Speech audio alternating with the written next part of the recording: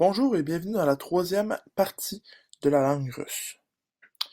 Le russe de notre époque, c'est-à-dire du 20e et 21e siècle, possède un cheminement qui diffère de son développement du 16e siècle. Depuis le 20e siècle, cette langue a une forte présence internationale grâce à l'ex-URSS, l'ancien régime qui régnait sous la Russie.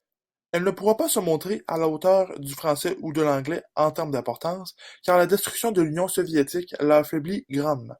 En lien avec l'état de la langue en Russie, le russe prend plusieurs siècles avant d'être reconnu comme langue officielle. Auparavant, il avait seulement le statut de langue officielle. C'est seulement suite à l'Union soviétique que le russe devient la langue officielle, soit par l'article 68 qui dit la langue officielle de la Fédération de Russie sur l'ensemble du territoire est le russe. En comparaison au XVIe siècle, le russe est déjà la langue majoritaire dans la population et cette langue est forte. Même avant l'adoption de cette législation, cette langue était majoritaire dans presque toutes les régions de la Russie. Pour les personnes ne parlant pas le russe, elles peuvent être autonomes dans le pays et posséder tous leurs droits. Pour ce qui est de l'enseignement du russe, les républiques voisines de la Russie enseignent leur langue locale. Mais les soviétiques qui y vivent peuvent aussi apprendre le russe même si ce n'est pas la langue de la République. Alors, il est possible de comprendre l'influence de la Russie chez ses voisins. La Russie est à la défense du russe.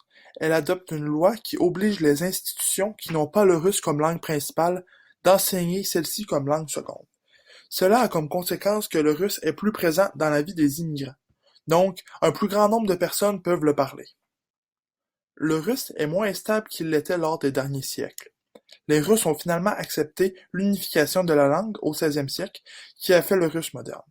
En effet, lors du recensement de 1989, 52,4% de la population parlait le russe. Dans le passé, le russe aurait été en dualité envers le slavon russe et d'autres langues voisines.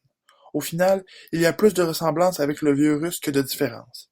Cela explique que le vieux russe ressemble au russe d'aujourd'hui et que la Russie n'a pas une langue complètement différente de la langue slave du passé. Merci beaucoup et à la prochaine.